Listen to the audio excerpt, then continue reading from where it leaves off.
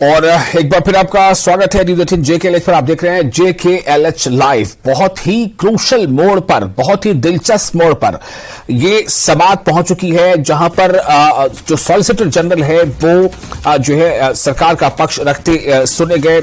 और उससे पहले उन्होंने कहा कि मरकज किसी भी वक्त इंतखाब के लिए तैयार है। ये सॉलिसिटर जनरल का कहना था। उन्होंने सीधे तौर पर कहा है कि चुनाव कब तक होंगे। इस सवाल का जवाब यही है कि मरकज बिल्कुल पूरी तरह से तैयार है और किसी भी वक्त चुनाव हो उसके लिए तैयार है। दरअसल असल जो चुनाव का मतलब यह था कि जम्मू कश्मीर में असेंबली के चुनाव यानी असेंबली के इंतखाबात कब होंगे। वहां की पॉलिटिकल पार्टियां भी लगातार सवाल उठा रही है कि इंतखाबात क्यों नहीं हो रहे हैं। अगर हालात बेहतर हैं तो इंतखाबात क्यों नहीं हो रहे हैं। खुर्रम हमारे से जुड़ चुके हमारे संवाददाता दिल्ली से ज्यादा जानकारी के साथ। खुर्रम, मैं आपके पास आना चाहूंगा। इंतखाबात को लेकर जो सवाल था और साथ ही ये सवाल था कि अगर आरजी है ये यूटी का इंतजाम तो फिर कब वो क्या रोड मैप है, क्या टाइम फ्रेम है जब आप जो है इसे फिर से रियासत दर्जा दे देंगे। इसका जवाब उन्होंने आज दे दिया है सुशील जो सॉलिसिटर जनरल तुषार मेहता ने। लेकिन जवाब पे जो मैंने रिएक्शन दिया कई दूसरे सियासी दलों का, सबका यही कहना था कि ये जवाब तो पुराना है, इसमें कुछ नयापन नहीं है। वो तो बरसों तक कहते चले आ रहे हैं या महीनों से कि हालात बेहतर होंगे तो इंतखाबात हो जाएंगे। लेकिन इसमें सुप्रीम कोर्ट के सामने ये मरकज़ तरफ से कहना कि हम पूरी तरह से तैयार हैं, चुनाव कभी भी कराए जा सकते हैं। इस पर क्या कहना।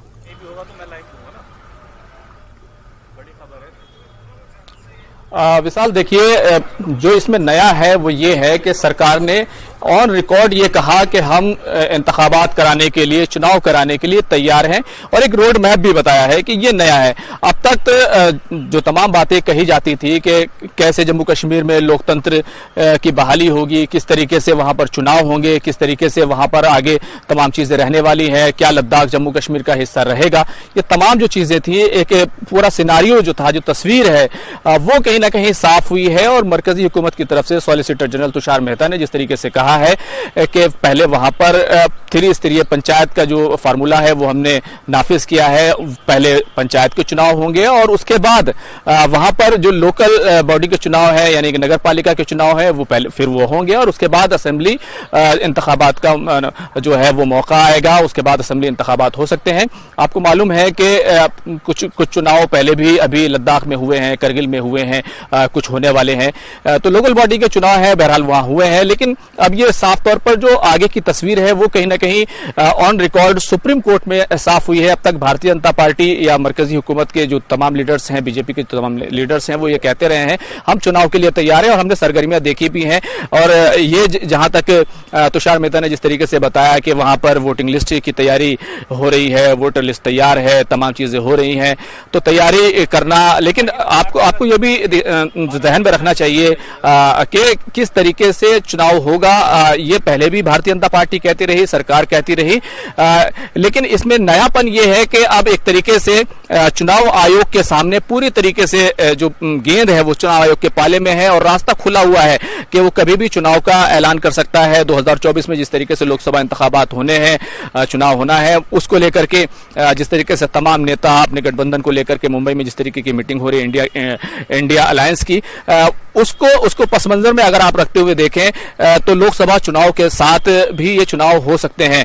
तो कहीं ना कहीं एक रोड मैप सरकार की तरफ से दिया गया है। जहां तक स्टेटहुड की बात है, जाहिर सी बात है पॉलिसी मैटर है, तो सरकार की तरफ से साफ इशारा है कि पहले वो चुनाव कराना चाहती है और उसके बाद स्टेटहुड देना चाहती है। इसलिए कोई भी वाज़ेह तौर पर, साफ तौर पर कोई बात है वो नहीं कही गई है। लेकिन अगर दूसरी चीजों की देखें, हालांकि अगर आप देखें पूरे केस को, तो ये केस इससे रिलेटेड ही नहीं है। लेकिन मैं आपसे ये जरूर कहना चाहूंगा कि इसकी जो शुरुआत हुई थी, ये जो पूरा मुद्दा निकल कर आया, जिस तरीके से चीफ जस्टिस ऑफ इंडिया ने एक सवाल उठाया था कि जो तमाम अर्जी गुजार है, यहाँ पर जो याचिका करता है, उनके जो वकील हैं वो ये सवाल उठा रहे हैं तरीके से एक पूरे स्टेट को यूनियन टेरिटरी बनाया जा सकता। खासतौर से लद्दाख के पस मंजर में लद्दाख को लेकर के ये सवाल किया गया था कि लद्दाख वहां पर यूटी है और लद्दाख का आगे क्या होने वाला है, क्या डिग्रेड किया जा सकता है किसी स्टेट को। इस बुनियाद पर यह सवाल वहां से शुरू हुआ था और फिर साथ ही साथ चीफ जस्टिस ने, क्योंकि यह सवाल फिर इस जोड़ दिया था कि जम्मू कश्मीर में 3 साल से ज्यादा हो चुके हैं राष्ट्रपति शासन को। सदर जमहूरिया का राज जो होता है वो 3 साल तक मैक्सिमम हो सकता है, जैसे कि हम पार्लियामेंट का जो समय है उसका जो मुद्दत कार है उसको हम 6 महीने आगे बढ़ा सकते हैं, 6 महीने कम कर सकते हैं, इसी तरीके से 3 साल तक हो सकता है। लेकिन ये आगे निकल चुका है, तो सरकार के लिए भी अपनी जो स्थिति है, अपनी जो पोजीशन है उसको साफ करना ये महत्वपूर्ण हो गया था। यही वजह है कि आज जो तुषार मेहता ने ऑन रिकॉर्ड एक तरीके से पॉलिटिकल रोड मैप वो कहीं ना कहीं साफ कर दिया है, क्योंकि तमाम तरह का दबाव वहां की तमाम जो सियासी पार्टियां हैं, फारूक अब्दुल्ला से लेकर जो दूसरे तमाम जो अपोजिशन के लीडर हैं, चाहे महबूबा मुफ्ती हो, चाहे कांग्रेस के लीडर हो, चाहे गुलाम नबी आजाद हो, हमने यहाँ पे दिल्ली में देखा था किस तरीके से उन लोगों ने चुनाव आयोग वो लोग गए थे और एक मांग की थी कि वहां पर चुनाव होने चाहिए, स्थिति ठीक है।